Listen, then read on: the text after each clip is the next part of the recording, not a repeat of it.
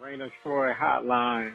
Alicia, Michael, what's going on? We know you have takes. We have takes. I'm actually surprised that your rant line, rave line, whatever, isn't completely full. Why can't we just win a game? Can I blame Michael Castillo for this? Can I blame Bob Connolly for this? Could I put on a zebra shirt and just go out there? Scratch, claw, up against the wall. Can't explain it what I'm feeling right now, guys. I can't believe it. Let's open up that race line!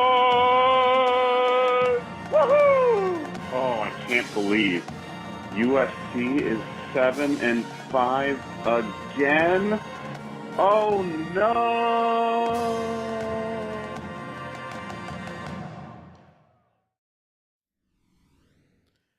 Hello, everybody. Welcome back to Rant of Troy. Wait, hold on.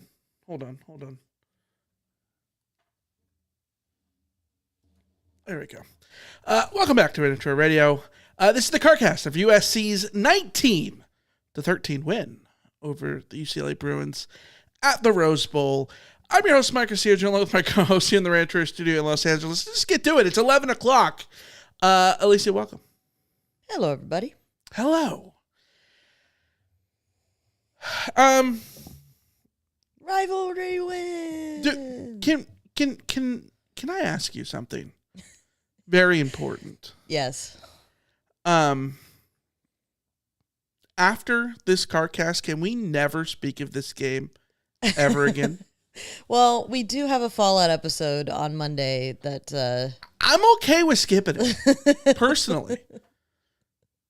I think the Rotbots will be okay with it, too. I mean, perhaps it's entirely possible. Among your all-time favorite USC rivalry wins, what's second above this? All-time favorite rivalry wins? Okay. SC wins 19-13. John McKay said it's no better feeling than to beat Notre Dame and no worse feeling than to lose to UCLA. And true to form, SC did not lose tonight. They beat the Bruins 19-13 in a game of football. The Trojans are bowl eligible. They're 6-6. Sorry, they're 6-5. They can take paint thinner to the victory bell tomorrow. What else you got? Take it away. A win is a win, all that stuff. I know USC. It's much better to beat UCLA than to lose to them. It's significantly better to be a bowl eligible than not be bowl eligible. Blah, blah, blah, all the positive stuff out of the way. I get it, whatever.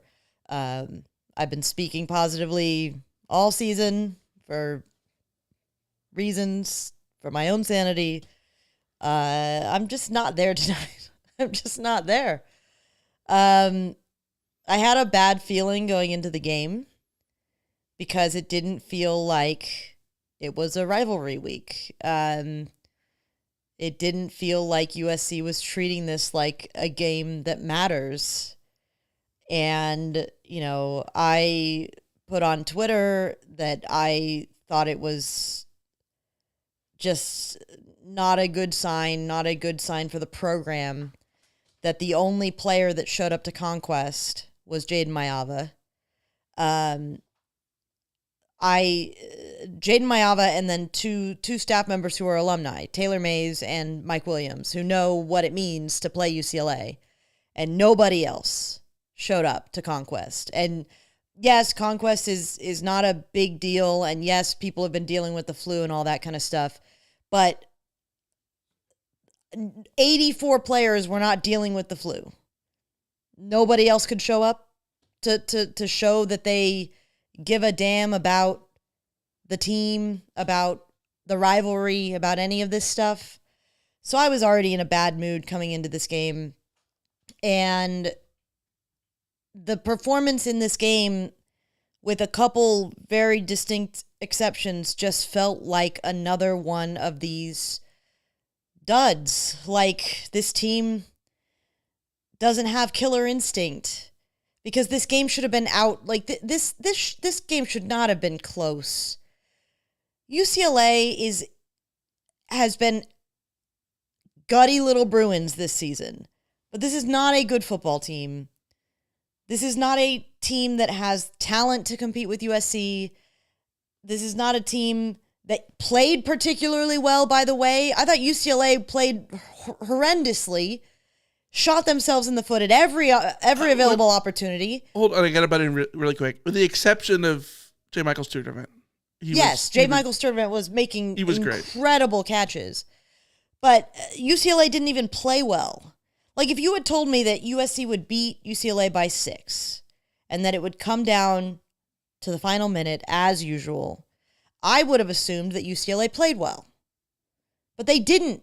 They played poorly, and USC played more poorly and got out of Dodge with a win that was ugly and uninspiring and makes me continue to question what this team is made of, what this program, what the future of this program is. I at the beginning of the season, I was all about like these close games. You can flip a switch and learn how to win, and then suddenly you're off and running. But I don't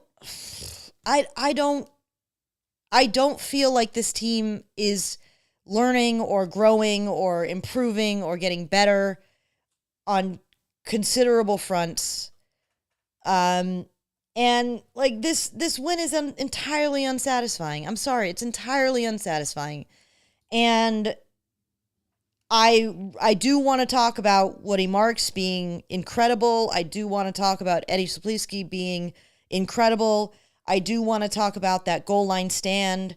Not the goal line stand, the fourth down stop, the defensive line showing up, the defense getting the stop at the end, getting the fourth down stop that they couldn't get in previous games at the end. All of those things, I want to talk about them. But like my lasting impression of this game is going to be, oh God, Lincoln Riley might not be the guy. Like really, really might not be the guy. Like really, really, really, really. Like this was an irredeemable performance from the head coach, as far as I'm concerned.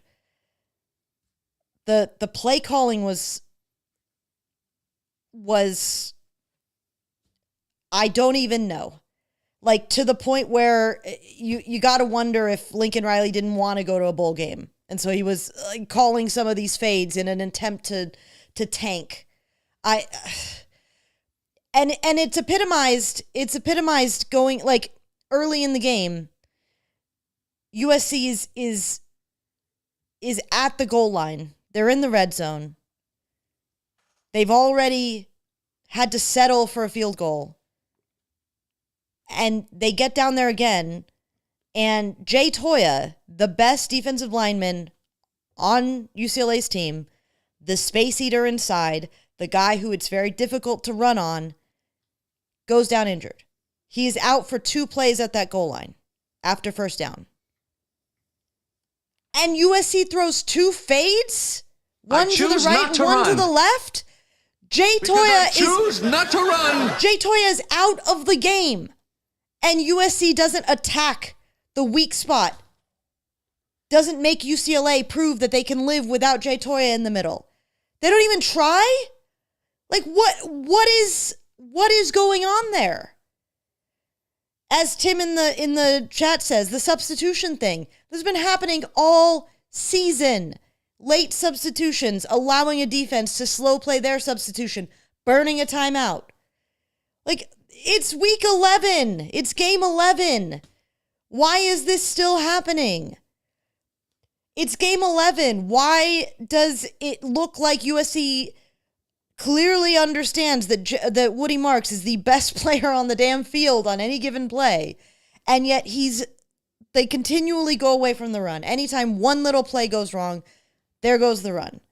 Jaden Mayava, I was saying the whole time that Miller Moss was playing fine to the most part, but his turnovers were becoming, untenable.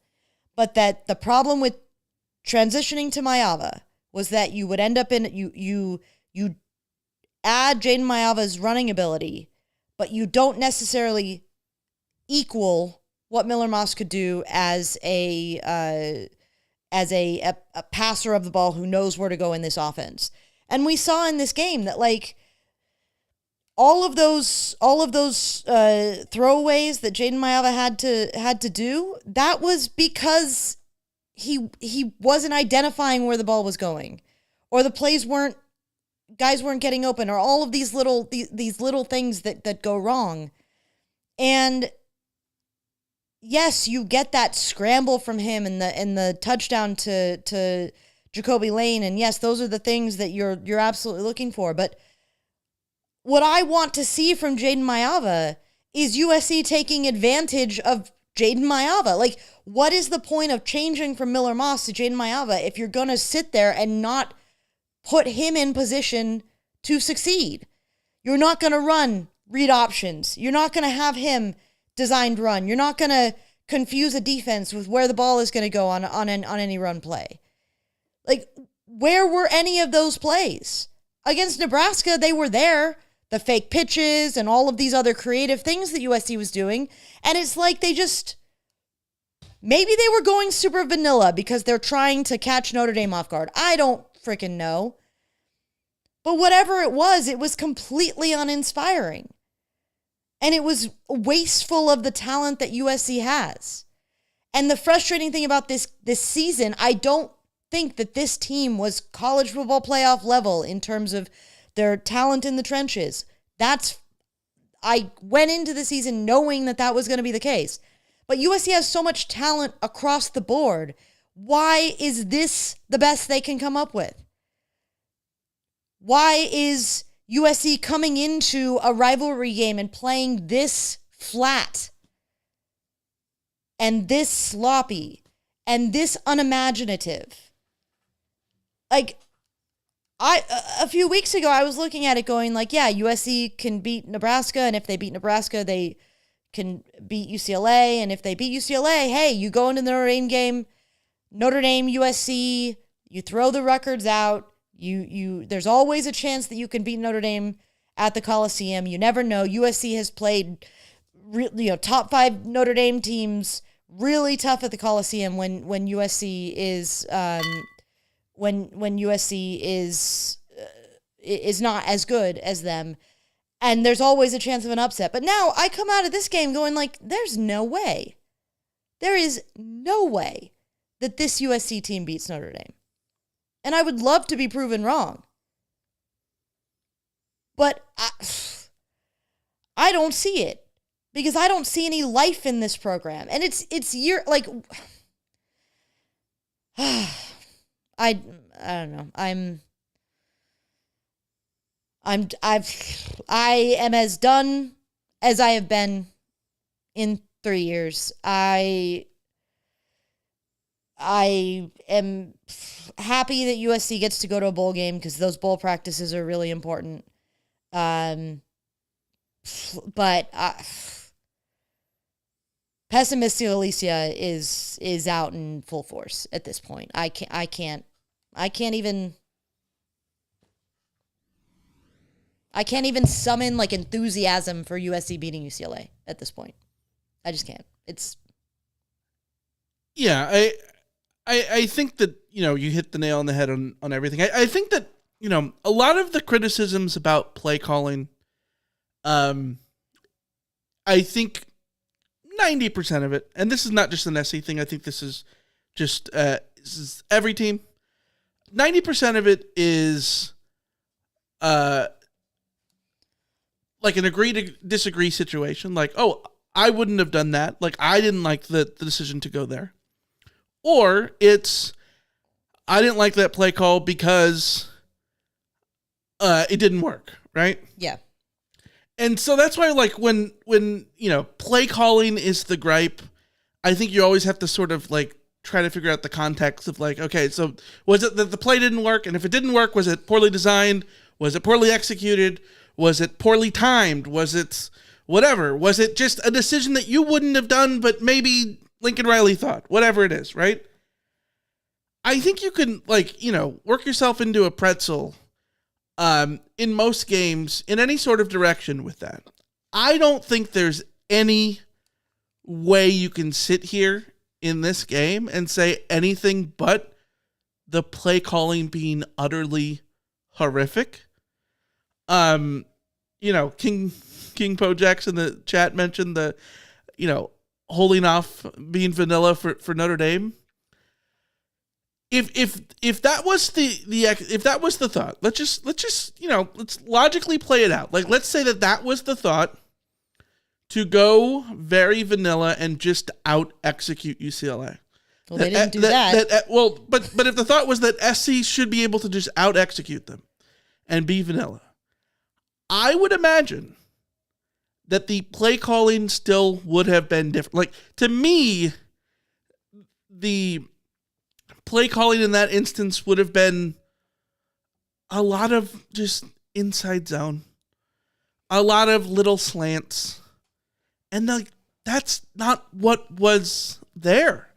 You're exactly right. Like, I don't think Jade Mayava played a good game. Like, I firmly do not think that he is the guy for next season, and I don't think that Miller Moss is either.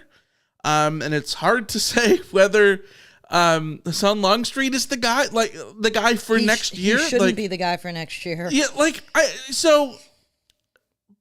but for any gripes I could say about Jaden Mayava's game, like how in the second quarter, how he got away with 2 should have been interceptions, just like he did a week ago against Nebraska, and how I didn't care for his movement in the pocket because more often than not, to me, it didn't actually result in anything worthwhile. Like, yes, the touchdown, he extends the play for the touchdown, and when SC could not score a touchdown to save their lives, that is wonderful. Great. But I think that, it comes down to everything that you said. Like, this game plan tonight could have easily been run by Miller Moss. And, this isn't me arguing to put Miller back in, but I'm just Miller could have thrown the goal line fades. Yeah. When Jay Toia is out of the game, and to me, it's not you didn't even have to run there. You had to at least threaten the run and make them account for the run. A bubble screen RPO where they have to have the numbers, and if they don't, then you hit them there. Literally anything but a goal line fade. Yeah. And 3 drives that SC has in that first half that are so good in terms of yardage. 93 yards. There was, what was it? It was 93 yards, 51 yards, 79 yards. Those drives were 9, 12, and 14 plays. The last one, 6 minutes and 5 seconds on the 79-yard drive.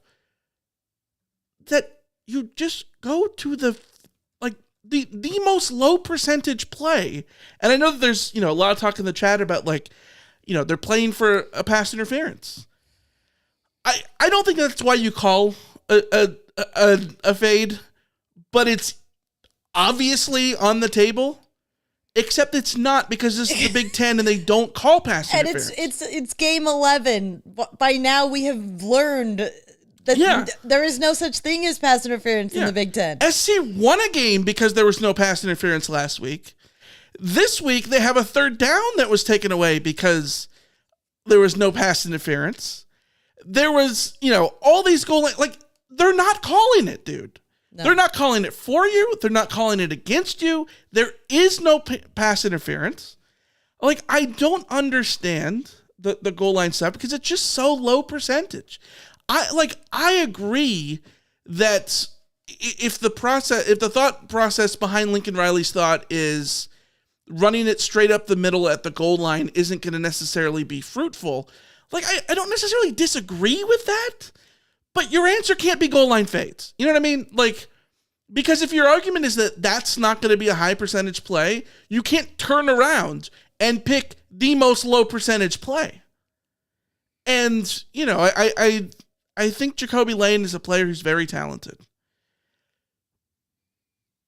But in the fourth quarter, after he scores his touchdown, he goes up to the last one and, like, tries to one-hand it when he doesn't even need to one-hand. Like, And if they want to do those fades, like, where is Deuce Robinson then on those? Because, I agree. Jacoby Lane's a very talented player. Yeah. But, like, the guy I want doing end zone fades is with a height advantage is going to be Deuce Robinson, and they weren't going to him. No, the only guy that I want to throw a fade to I don't want to throw Williams. a fade, period. Yes, but it's Mike Williams. And Mike Williams isn't there. Maybe Drake London. I'm sorry. I'm not throwing them, period. And then the other thing about the play calling last week, there was so much jet. We talked about it in the Fallout episode, in the Carcast. Jet. How many plays did they have last year that had some sort of a jet element? It was a jet touch pass. It was jet sweep. It was a fake jet handoff. It was a fake jet screen, a fake jet, option that essentially presents as a triple option on that 4th and 1 play, right? Did they run a single jet all game? Was there a guy in motion like that all game? Like, I don't remember. And there certainly could have been, but I think that, like, those things that are not remotely memorable, I think speaks to the quality of all of that with the way everything was sort of put together. And then the other thing, you talk about, like, this team playing flat, this team this team that, this team that. I don't disagree. But I do think that it is utterly sad that we can sit here and say that when the defense played their ass off. Yeah. And Danton Lynn, I joked about it on Blue Sky. I said, where should you put the Danton Lynn statue at Heritage Hall? Because I get it. UCLA's offense is not great. They're just whatever. They're like they feel like the 70th best offense in the country, right? Yeah. But they made them look like the 70th best offense in the country, if not worse, save for a couple of long runs by TJ Harden and miraculous catches by Sturtevant. Garbers was mostly ineffective. He had a really good third quarter in which I think he went 7 for 7 in the third quarter or whatever it was. But, they stop the 4th down play.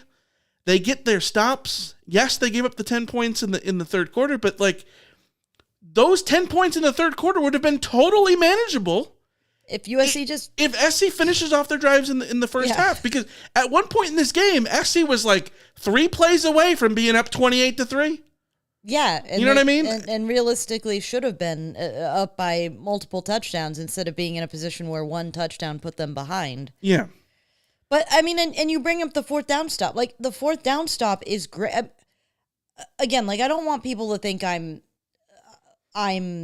trashing the defense, because the defense could not be more improved from last year, except if they could get to the passer more often. And they got to 3 sacks in this game. The blitzes were getting home.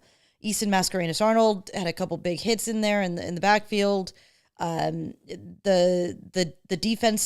defensive line has been through it this season. They are thin. They are just undermanned, and sometimes you've been able to see that this season, and it's been a little bit of a tough go. Yeah. But that 4th down stop is, like, to me, that's the example of the improvement that this defensive line has shown under Eric Henderson. Yeah. The performance of the linebackers is completely improved under Matt Entz. Yeah. The defense as a whole is put into position to succeed far more often than they have defensively in not just the last, not the previous 2 years, but the previous 5 years before that. So, I think Danton Lynn is doing a hell of a job, and I think the defensive staff is doing a hell of a job. And if you want to look optimistically into the future, I think defensively you look at it and say, there is something here about this defense, and if they just get some big-time talent in a couple positions here or there, that this defense is going to be really, really, really formidable. My concern is something that Kenny in the chat was expressing, which is that the thing that I went into the season or went into like the future of the program under Lincoln Riley was that if nothing else, USC would have a good offense. If nothing else, they have one of the best offensive coordinators in the country. If nothing else, they have somebody who knows how to get good quarterback play, who knows how to identify star quarterbacks, all of these kinds of things. If nothing else. And if Danton Lynn leaves, then at least you still know that you're going to have an offense. And whether it's because of the inherent issues with the offensive line, whether it's because the wide receivers are too inconsistent, whether it's because USC just doesn't have that quarterback on the roster this year, whatever it is, like these things are red flags, and it's undercutting my confidence that at least USC will have an offense, because this year they've not really had an offense that you could rely on in the way that you need to be able to rely on your offense as a Lincoln Riley team to succeed. Right. So like that's where my negativity is coming from. But like even on offense, like I think that there are players on offense who continue to play their asses off. Woody Marks, obviously, can't say more about him positively. I thought Kyron Hudson quietly had a really, really good game. He didn't make like the wow one-handed, diving catch or whatever, but I would rather have this kind of game from him where it's 6 catches, 79 yards. I would love to see how many of those catches converted first downs, because it felt like all of them did. Dare I say this was his best game since LSU? Yeah, so he gets 4th and 3, he gets that 13-yard pass. He where am I? He got a 7-yarder. 2nd and 2, he's got 3-yarder for the first down. So he's grabbing. He got the double pass. He got the double pass. Yeah. 3rd down, 3rd and 5. He gets an 11-yard pass. Like, so again, quietly a really good game. And like, I think that's been one of the frustrations I've had with this receiving core is that growing up, I was a huge fan of Steve Smith. I think that every offense needs a Steve Smith to really thrive. You need the guy who is just the guy you target on 3rd down, the guy who is going to run his route so precisely you know exactly where he's going to be, that just reliable. Like, you need that one guy who's uber reliable. And Kyron Hudson hasn't necessarily been that at times this year because he's had his issues with drops. Other receivers have sort of come and go in terms of their reliability. It's been an issue. But, like, that kind of performance from Kyron Hudson is the kind that you need from somebody every single game. And, that's the big the big question is that I've had for this receiving core is, like, who is that guy? And obviously it's game 11, so it's like, doesn't necessarily matter at this point, but like, it is good to get that kind of contribution from Kyron Hudson in a game where, outside of that Jacoby Lane catch, there weren't spectacular plays being made by USC's receivers. So, I don't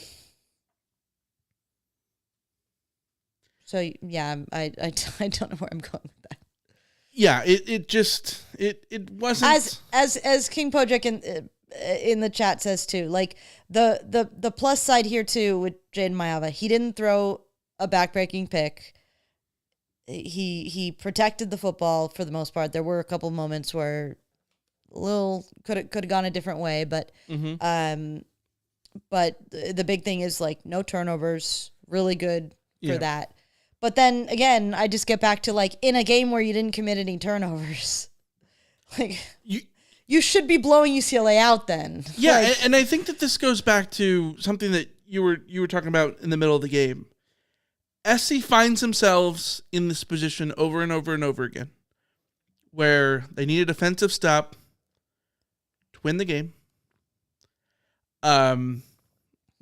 Defensive stop to win the game because it's a one-score game on the road, right? We saw that Michigan, Minnesota, Maryland, Washington was the inverse of this, but UCLA, like all these games are the same. It's the same game over and over and over again. Yeah. Not literally. It didn't play out like the run of play was not the same, but in terms of scoreline and stuff, it was definitely spiritually it was the same. And why is that? Because like SC is in these one possession games that has no business being in the one possession games, right? Like against Minnesota, SC had 1 million third down conversions. They don't turn the ball over. They end up going up, 2 possessions in the second half. They win the game. Against Maryland, they don't turn the ball over. They end up going up 3 possessions in the second half. They win the game. You separate, you win the game. Against Penn State, they don't turn the ball over late. They're in a chance to win the game with the game-winning walk-off field goal, right? Mm-hmm. Like, against Washington, they don't put themselves in the hole early on because of the turnovers, and then they don't have to have as much pressure on them at the end. They win the game. And this game, prime example, that this was a one-score game is criminal. Yeah. Like, there was a point in this game where, like, it literally should have been 20-3, and even 20-3 would see SC leaving points on the board. You know what I mean? Like, on the field. Like, and that's like the only person that they have to blame for being a one possession game is themselves. Like, yeah, you can't even blame the defense for that. Like, no, because the defense was getting offense, stops. yeah. Is the offense doesn't have killer instinct. It's and this is why I'm so mad at Lincoln Riley tonight, because I think Woody Marks has killer instinct. Well, but it's like USC didn't let the game come down to whether or not Woody Marks would punch it in. Mm-hmm. Every one of those red zone, and maybe I'm completely wrong, but it feels like every one of those red zone trips, one of those goal line trips, first down, USC ran it into the teeth of the defense, get stuffed, and then it's pass, fade, all this kind of stuff. Yeah. When you have a player like Woody Marks who sniffs out the running lane, who is patient and who can create yards if you give him chances, not just handing him the ball and letting him get to work is, as I said on Twitter, coaching malpractice. Yeah. And also when you have a quarterback like Jaden Mayava who can run the ball and you just throw up a bunch of fades instead of utilizing his running ability to put the defense off. I mean, I was screaming out for read options, like screaming out for them. And they weren't there. And it's just like the reason there are some games where, and certainly there have been this season, where I have felt, you know what, it's just the execution of the players. And yes, the execution of the players, the buck does stop at the top with the coach. But at the same time, like, coaches don't coach players to,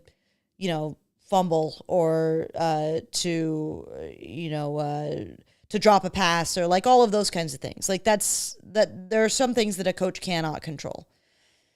But in this game, it felt like offensively this team was not being put in the position to succeed, and that the root problem of this offensive performance was the coach, was the game plan, was the process and the philosophy.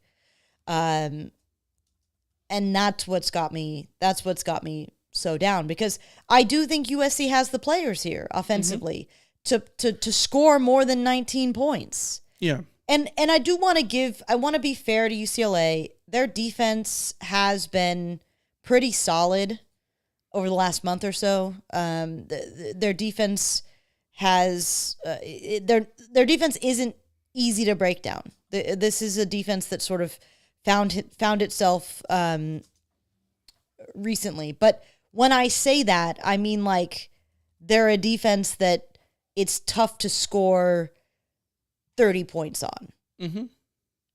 But USC didn't even come close to scoring 30 points on them. Alicia, I think I think UCLA has a good defense. Like, I think their defense is the best part of their team. Surely, we talked to Jake. Jake raved about the defense. He thought the UCLA defense was going to be the best unit on the field, period. I don't think that was the case. But I can understand why, if you're a UCLA fan, that you think that, right? I think I have a hard time giving UCLA a lot of credit in this game defensively. When, yes, I think Jay on the defensive line is great. But, like, you look at this UCLA defense, SC got into the red zone over and over and over and over and over and over again. And this was a red zone defense for UCLA that ranks, coming into tonight, 124th in red zone touchdown percentage. Yeah. Teams were averaging like 75% of the time that they get into the red zone, they're scoring a touchdoan. Yeah, this was so like it's not like SC's problem was not getting into the red zone. If SC's drives were stalling at the 40, I think you could sit here and give UCLA's defense a lot of credit. But SC got stopped in an area where UCLA is bad. Like, UCLA is a defense that either they make their stops or they don't, right? And they were going into the red zone and then not being able to convert against a team that gives up 1 million conversions, and doing it in a way that was just like I put out there, like, goal line fades are not a strategy. You know what I mean? Like, and I think the other frustrating thing, and why this is so clearly to me, like, coaching, offensive strategy, all those things, is we're going to go really binary here. Yes or no? Do you feel good about, right now, USC's defensive line? Yes or no? Yes or no? Yes. How about the linebackers? Yes. Secondary? Yes. Running backs? Yes. Offensive line? You say no? Better than before, but still not great. Okay. Wide receivers? My concern level has grown. Quarterback? My concern level is very high. Okay. I think the only two units on this whole team that I think, as of right now, are underachieving.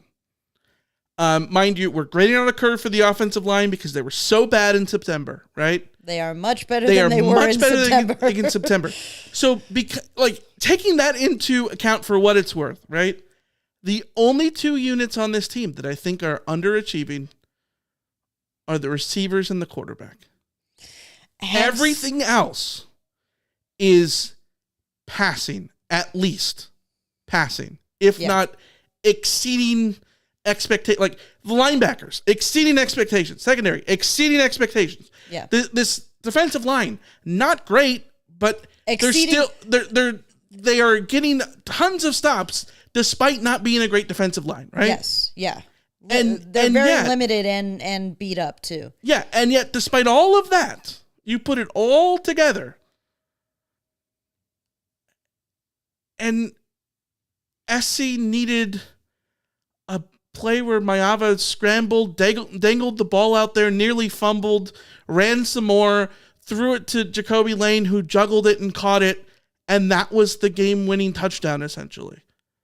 After a trick play, because SC was down bad enough they needed to go to a trick play to beat UCLA. How do you have 80% of your units on the team succeeding and feel this dour about where SC is? This is why I am where I am, though. We have been saying all season, this team is better than its record.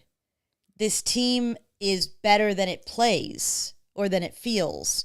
Right. Just look at, FEI, FPI, all of the statistical advanced measures, everything like that says that USC is a top 20 team nationally. Yeah. But why isn't USC a top 20 team nationally? Because they've found ways to lose. Mm-hmm. And the thing I'll give them here is that they didn't find a way to lose in this game, and that is a much preferable situation. Yeah. But to me, it's the performances against teams that they should blow out that just gets to a point where I can't say, there are a lot of people in the chat going we won, be happy. There are bad games every once in a while. Sometimes you call a bad game. Sometimes you shoot yourself in the foot. Sometimes you do this, that, or the other thing. And it's yes, sometimes you do. And that was me 3 years ago saying that stuff. Yeah. But I can't say it, 35 games into an era. Yeah. Or 11 games into a season. I can't say, sometimes. No, when you're playing a team like UCLA, you need to pull away the way that Washington did. UCLA played Washington tough. Washington pulled away. But did they? They did. UCLA played Washington tough. Oh, sorry, I misheard you. Yeah. This isn't just about the UCLA game. It's about losing to Maryland, and it's about losing to Minnesota, and it's about losing to the 5 games that USC has lost this season. It's all of those compounded. And anybody who's been listening to this show over the last decade knows that I tend towards the positive. I tend towards trying to see the bright side of things. Some would say you're sunshine pumpkin. I mean, I have been accused of that. But it's just, it's tough to see the bright side of things when it feels like I'm in Groundhog Day, and every day that I wake up, it's the same story, and there is no tomorrow. And I'm where I am in the movie Groundhog Day. I am in the phase of Bill Murray's deep depression, where he's done everything possible that he can do. He's taken advantages of this situation that he's in, but then he just gets to a point where he realizes that... Wait, which Bill Murray movie is this? Is this Space Jam? Groundhog Day. I hate you. Okay. He gets to a point where it's he recognizes that there literally is no tomorrow, and there will never be a tomorrow. And you just get there, and you just can't fake. You can't fake it anymore. You can't drum it up anymore or anything like that. Mm-hmm.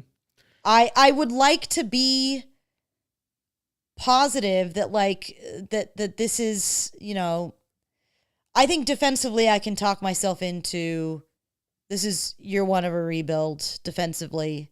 Right. I can even talk myself into, I guarantee you by May I'll be, everything's good. But, it could really be just USC needs the quarterback. Once USC finds the quarterback, then the offensive problems get fixed. The offensive line can be functional to a point with the recruiting that they're doing, and that will ultimately put USC on a better path. And that is certainly still possible. I think that's absolutely possible that USC builds off this win, that USC builds off of this defense, that USC builds off of, finding maybe this is a blessing in disguise, because one of the reasons that USC, this is what we think, didn't go all out for a portal quarterback is because they thought that they had the quarterbacks that they needed on the roster. And if anything, and I don't want to bury Jaden Mayava right now, but it is very clear that, even if you think that Jaden Mayava can win the job for you next year, you have to give him some serious competition. Yeah. You have to go get serious about finding another quarterback, because I, for one, love bringing in Hassan Longstreet, but the last thing that I want is true freshman Hassan Longstreet to have to be the savior for USC. I'm done with true freshman quarterbacks. I don't want to live that. I'm not about that life. So, again, it could just be figure out the quarterback and you solve all these problems. We think you have figured out the defense under Danton Lynn. He seems to be having things on the right track. All of these things I can talk myself into. Yeah. But I can just as easily sit here and be, the pessimistic voice that's saying, it's year 3. You shouldn't have to be resetting your rebuild. Mm-hmm. It's year 3. Your offensive line should be good. It's year 3. You should have already had your succession planning for quarterback in place and solid. It's year 3. You should have had opportunities in the first 2 years in garbage time to play the quarterbacks that you had on your roster in garbage time to see what they have, instead of having to rely on one bowl game to see live reps for a quarterback. All of these things that add up into sort of putting a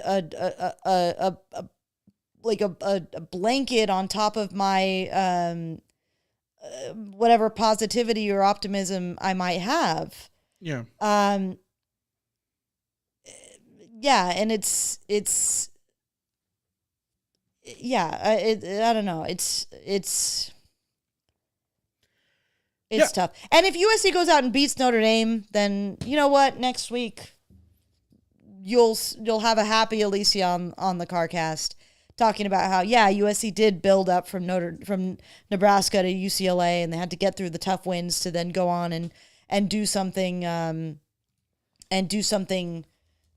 interesting or positive. But Mark in the chat says we're 5-5 going into this game. What in the world were you expecting?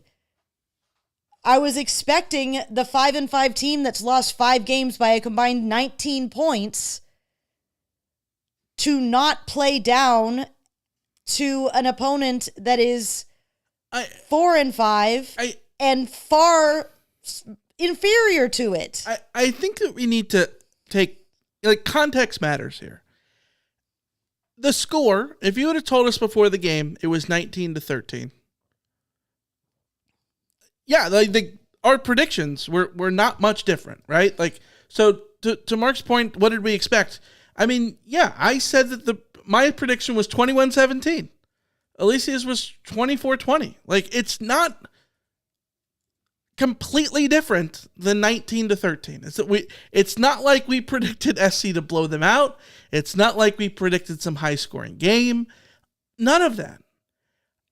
The context is that this was a game in which, genuinely, of all the road games that SC has played,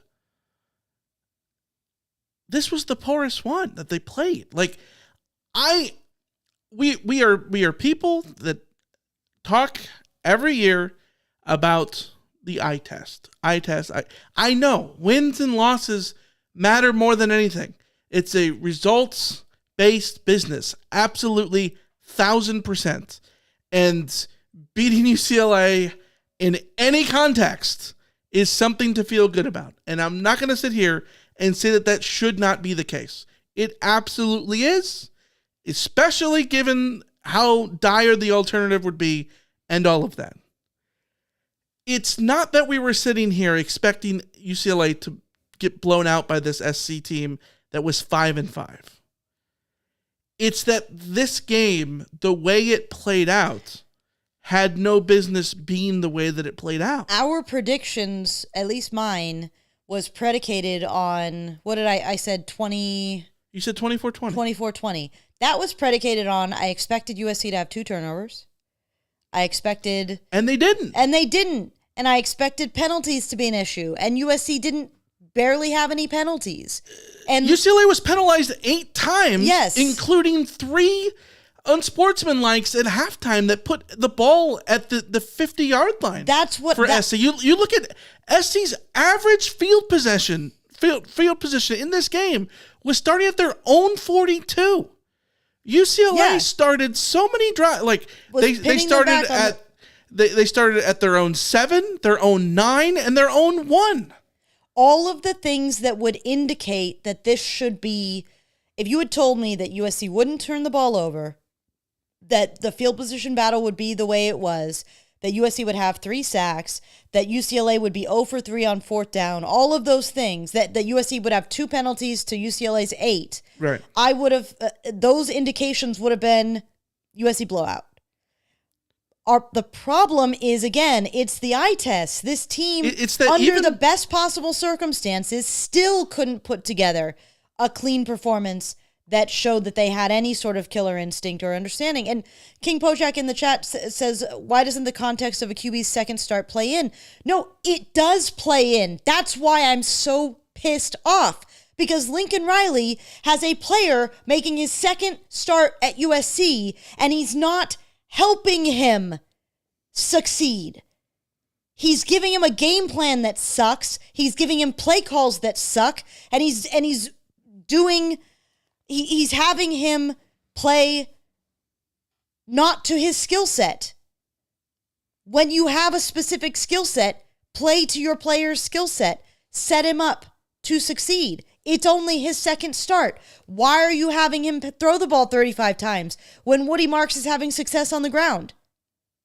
Yeah. Why are you putting the game on his shoulders when it's his second start? Yeah.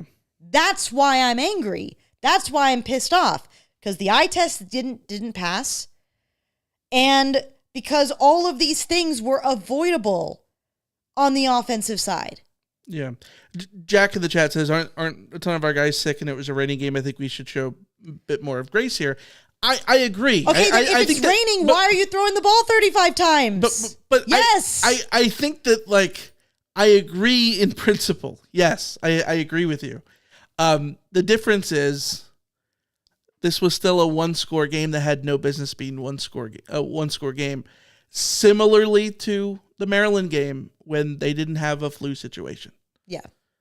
You know what I mean? Like it's if this was the outlier, it's a completely different situation. And if this was the outlier in so many different ways, like this is the discussion is completely different, right? Like, yeah. When Danny in the chat asks, when is the last time USC passed the eye test? I would argue it's against Penn State. It's Penn State, yeah.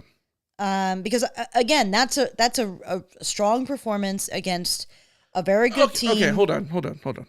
It's Penn State. They passed the eye test against Rutgers, but I don't think that's what people are talking about, that's right? Not the, yeah. You know what I mean? Like that's not a referendum. Yeah. On SC passing the eye test, but anything less than a 42-20 win over Rutgers on a Friday night with an 11 o'clock Eastern kickoff, where they had to travel across the country. Mm-hmm. That's not an eye test game. Yeah. Okay. We should go. We're gonna go binary again. Pass fail. Okay. Eye test. Every game this season. LSU. Pass. Right. Yeah. Utah State. Pass. Michigan. I would say pass. I would say pass. Wisconsin. Pass. Right? Yeah. Minnesota. Fail. Minnesota's a fail, but it shouldn't have been, but it is a fail, right? Yeah. Penn State. I'd give USC a pass on Minnesota if the rest of the season hadn't happened the way it did. 1,000%. Again, just like tonight's game, the context is important to that, right? Like, Penn State, we both say pass, right? Yes. Maryland. Uber fail. Fail. Rutgers, pass. Washington, fail. Nebraska, pass. I don't think they passed. That's not a great Nebraska team. And again, USC let them stay in the game and didn't put their foot on the gas and pull away. Sure. And then tonight was a fail. And again, yeah. it's literally the same story. Again, we are not the arbiters of football. Wins and losses are. The last 5 games, everything since Penn State, USC has not played an objectively good football team, a team that is objectively better than they are. Right. And USC has gone 3-2 with 1 win by more than 1 possession. Yeah. Yeah. That's where I'm at. Either way, SC is going bowling. They are. We talked about not to cut you off, but we talked about this being potentially a 2016 scenario, right? Yes. Where you lose a few games early, but then you roll in the second half of the season. A 2016 scenario would have validated the Minnesota game in the sense of then you could say, hey, SC was.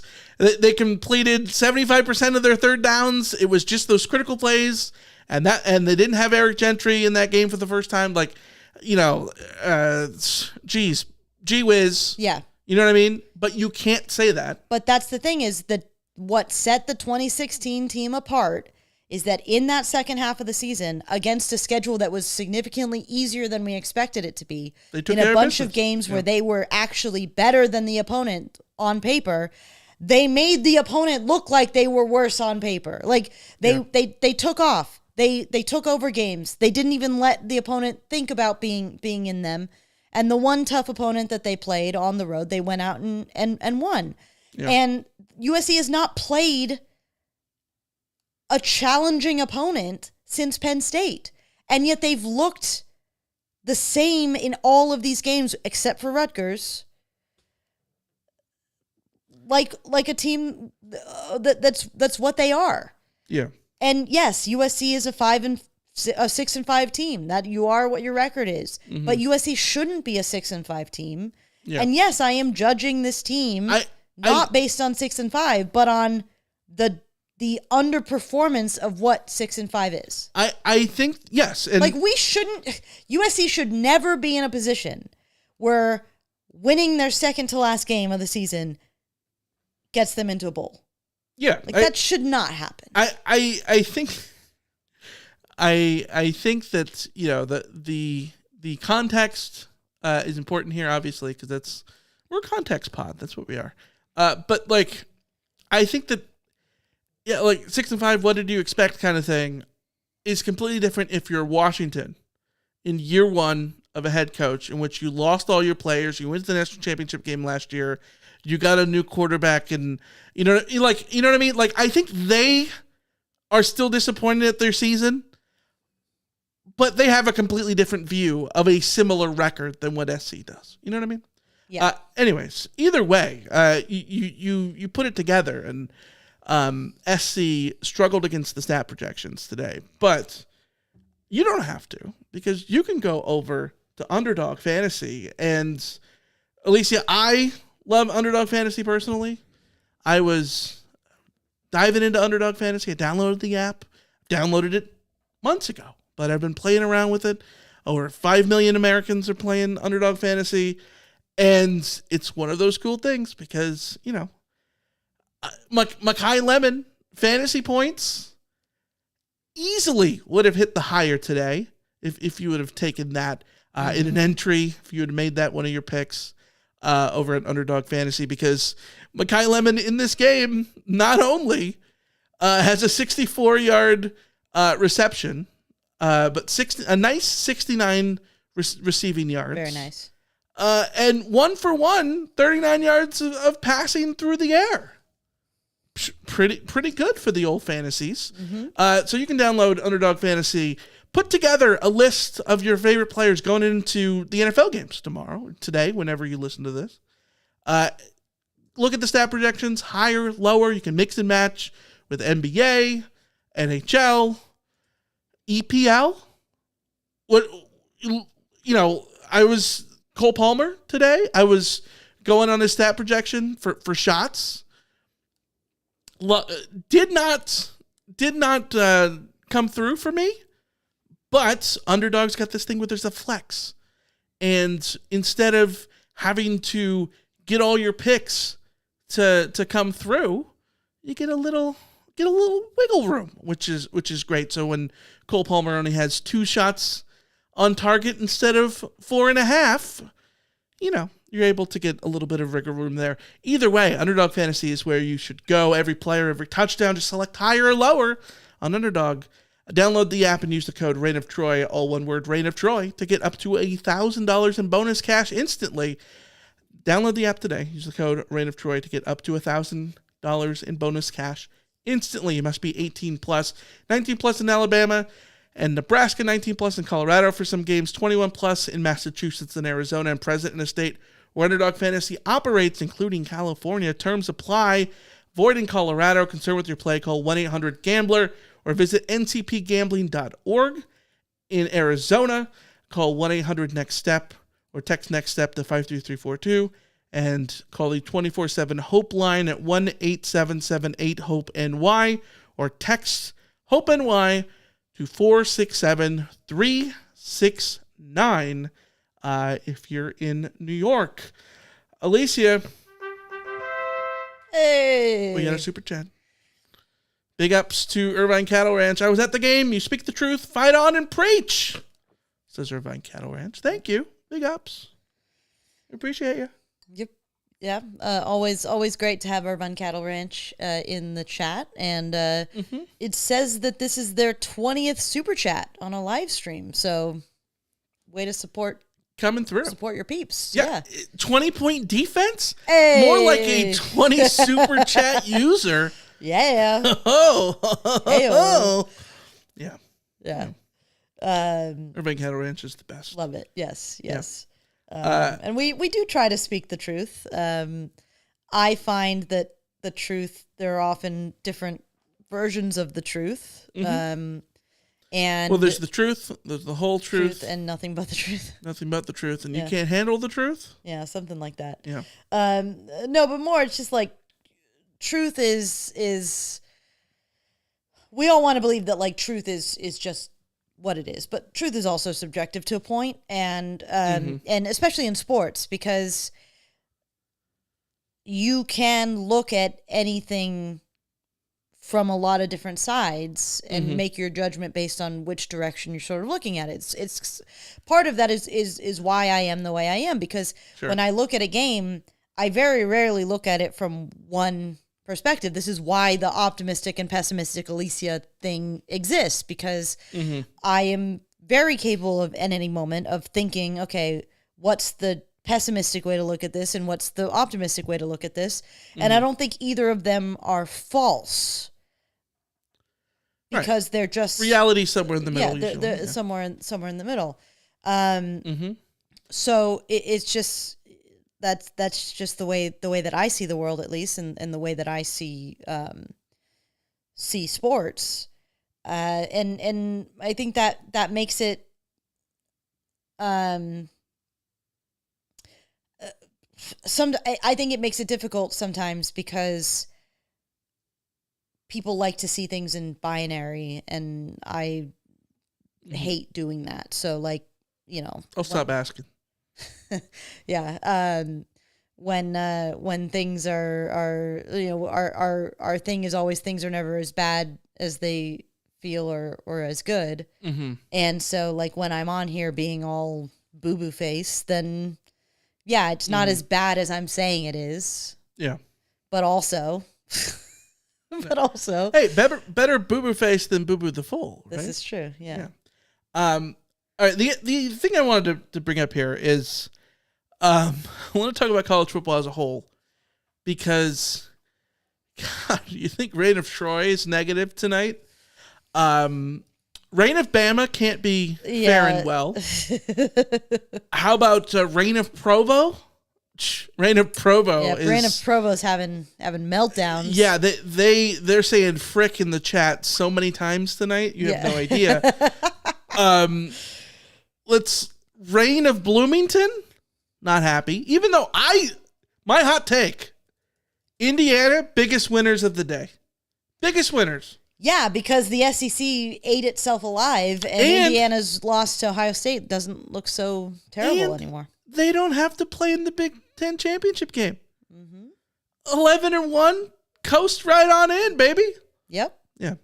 And then, Texas A&M loses, Colorado loses, Army loses, Penn State nearly loses. I saw a post online. I can't remember exactly who said this, but like the thought of, are we sure that the problem isn't that everybody's just mid? And I think that like there is an element of that. We've talked about for years about like, oh, this team is playing like, Georgia plays a different sport or whatever. Like we've made those comments in previous seasons, right? I don't think you can say that about anybody this year. And the SEC deciding to completely eat itself a la Pac-12 is incredible for two reasons. One, I'm glad the SEC is finally... The SEC never does this. Never does this, right? Never does this, ever. But the SEC has finally decided to just completely eat itself alive.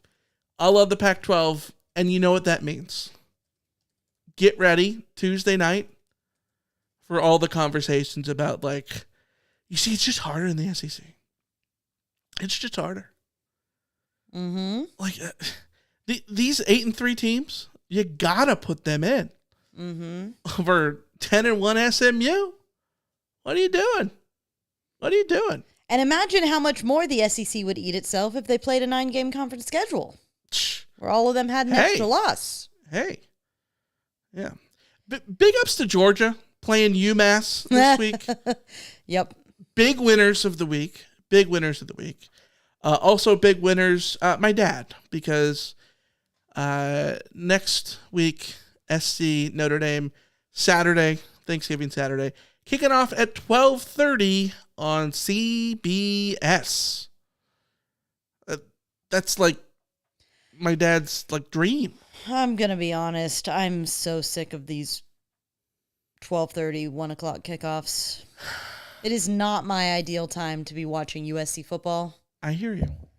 But also, it's you're playing into the whole thing about college football fans think that if they're every game, every team, every time that they play, that they should only play at 4 o'clock. And if you're not playing at 4 o'clock, God, it sucks. Yes, I mean, and that's just like big facts, but also just Rich. I just don't prefer a 12:30 kick for various reasons. Yeah.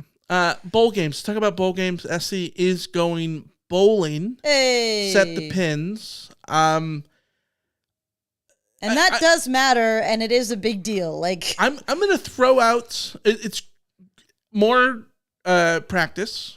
Bowl practice, I think, helps. I think we've reached the point where bowl games, my hot take is, and this isn't a hot take at all, I don't know that bowl games matter in terms of wins and losses for the most part. Well, not that they don't matter in terms of wins and losses. I don't think they are indicative of how good a football team was that season. Does that make sense? Yeah. Case in point, FC won their bowl game last year with basically a completely different team. Yeah, the roster was... Right. Yeah. I think of Cal in 2004. They were the second best team in the country. They got absolutely Bertle-togged by Texas Tech in the Holiday Bowl. You know what I mean? That doesn't mean Texas Tech was better than them. They just didn't care. They didn't care for that Holiday Bowl. But let's talk about the options. We're gonna go really binary here. I know you love this. Yay or nay, LA Bowl? Yay. Because I will want to go to that. I think we should go. Yeah. Yeah. Holiday Bowl. Yay. Are they doing it at Petco again, or do we know where they're? Yeah. No, I think it's gonna be at PetSmart this year. Yeah. Little inside baseball. I told Alicia today. We were with some friends, and the phrase, I think they hold the Holiday Bowl at Petco came up. No. Somebody said that last year they had it at Petco, and that was really cool. And I said, yeah, well, this year it'll be at PetSmart.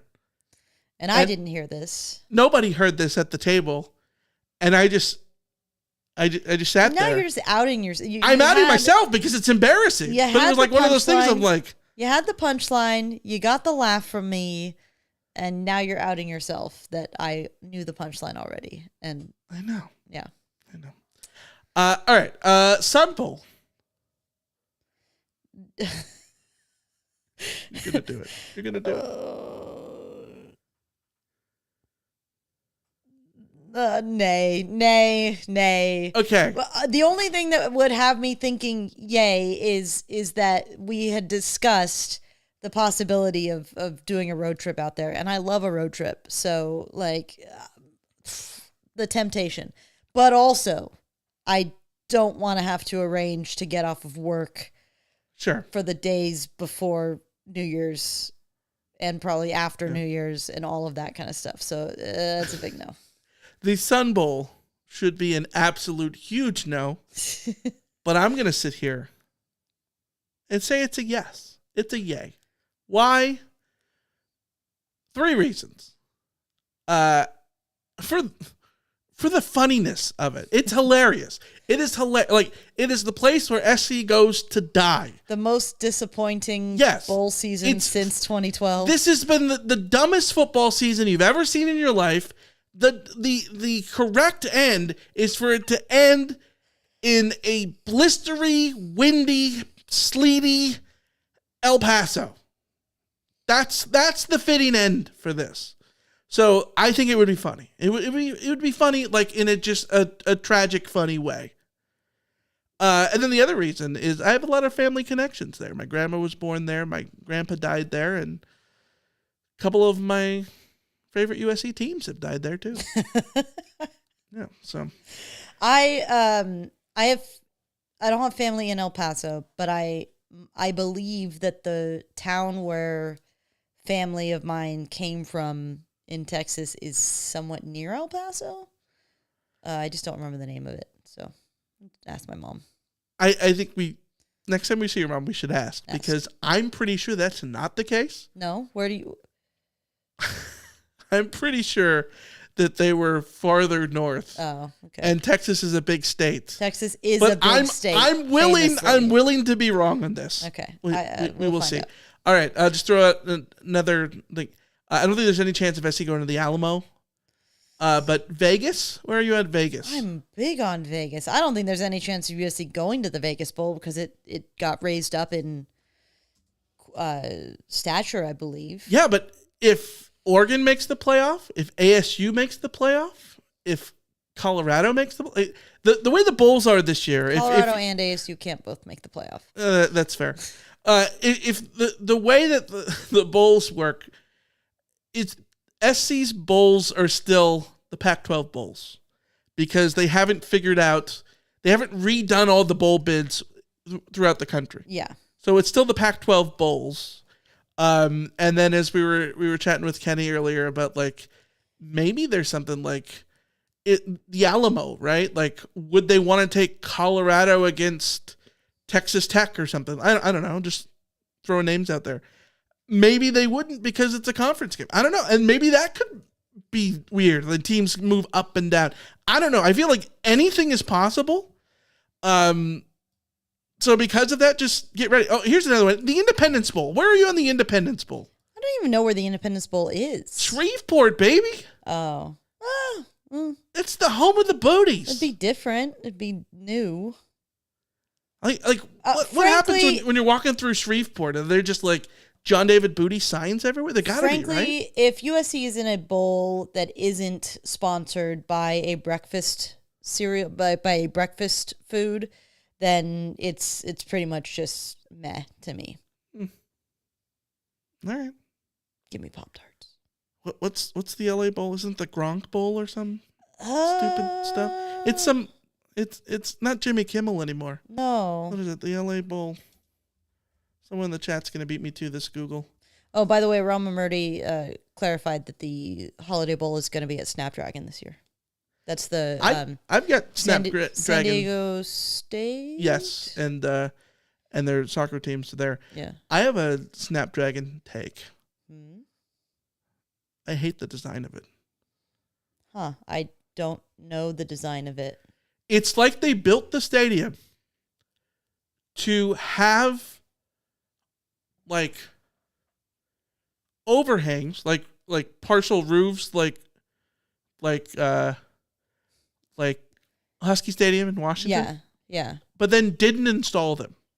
Huh. Okay. Go before we wrap this up, go Google Snapdragon Stadium and look at a picture of it and tell me that that's not what it looks like. Snapdragon Stadium. Let's see images. Oh, huh. You see what I'm talking about? Interesting. Yeah, Google this. If you don't believe me, Google it. It's like they have these like columns, pillars, whatever, that look load bearing and like, oh no, we ran out of money, we're not going to finish it. Yeah. It's bizarre. It's a bizarre little place. Yeah. Danny in the chat says you can gamble in Shreveport. Sounds fun. Alien 55 says this team deserves to be sent to Shreveport. Valid. Yeah, Valid. no, Again, no lie. El Paso for the memes, baby. Plus, I spent a month in El Paso one night. It's from one of the all-time episodes. I've heard that. Yes. The Merv Griffin show episode. Yeah. Yes. I'd love to do Cheez-It Bowl, but USC is not eligible for that yet.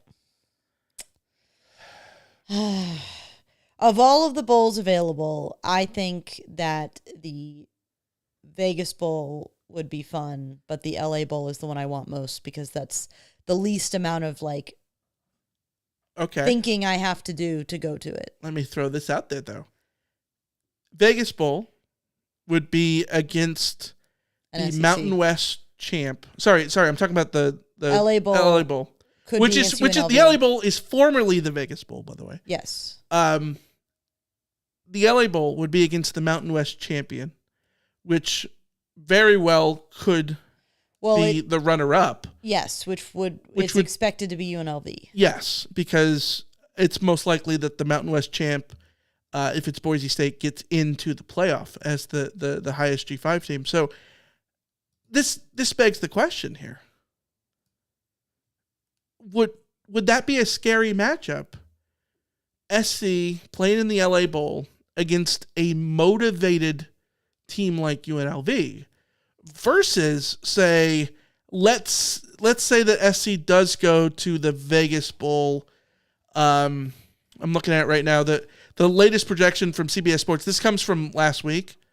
Has Florida ASU in the Vegas Bowl? Can you imagine USC Florida? Disappointment Bowl. I mean, Florida sort of validated themselves a little bit here at the end. Yeah. But there's a chance that they fire their coach. You know what I mean? Wouldn't it be funny if it was USC LSU in the Vegas Bowl? Oh, can you imagine the billing for that? Trojans, Tigers, back where they started. Ole Miss in the Vegas Bowl? No. I don't know how far they'd have to drop. Nope. No thanks. Although we got robbed of a Ole Miss matchup game. Yeah, so maybe. All right, I think we should wrap it up there. You guys are awesome. Thanks for hanging on with us. I know people are upset that we were overly negative. Sorry to be a bummer. I don't mean to be. Sorry to be a bummer, but I do. I have been not a bummer for a lot of this season. Sure. And I have decided to be a bummer. Yeah. The last thing Marcelo in the chat, just to end it, says people are talking about a USC Oklahoma bowl matchup. The last thing I want is a USC Oklahoma bowl matchup. That is my nightmare. And to be quite honest, we might not do the podcast live if that happens. I want no part of it. I've had enough. I will say, since we've implemented the subscriber, you have to subscribe to comment on YouTube. It's been better. We don't get any Oklahoma trolls anymore. I enjoy people that are not SC fans watching the pod. Like, I think it's the biggest endorsement. If you're not an SC fan watching the pod, genuinely, that's a huge ringing endorsement. Absolutely. Mm-hmm. If you're watching for Schadenfreude, I can never say that word. Schadenfreude? Whatever it is. Yeah. My German ancestors rolling in their grave here. It's okay. I can't say Saplicki. I feel like I should. I can't. It's like how people can't roll their R's. Like I can't wrap my head around a CZ. I feel like people should look at Schadenfreude like porn. You watch it quietly in shame. You don't comment on the thing. You know what I mean? Bring back shame. Shame is good. But the other thing is, I don't know that the Oklahoma fans that hated Lincoln Riley are as loud as they are now. But if they beat SC, they would be in a bowl game. Yes. So. Yeah. So Rama Murray says Zaplicki. Can I just do a Z? Zaplicki? I would say Zaplicki. That's how I thought it was, but that's not how the pronunciation guide says it. Yes. Because I think that is the Americanized Polish way of saying it. Yeah. But that's not the Polish way of saying it. And he pronounces it the very Polish way of saying it. Yeah, which is what completely just did my head in. Like it just it undid any chance of me saying it correct. Yeah. So. Yeah. Is Jesse over there? Jesse is laying in the deflated mound of. Would it be weird if you turned that camera and showed Jesse? Well, you can't really see her because she's behind. She's firmly inside the deflated air mattress and pile of blankets that we have yet to put away since we had visitors. Yeah. I see her feet though. Turn embarrass ourselves.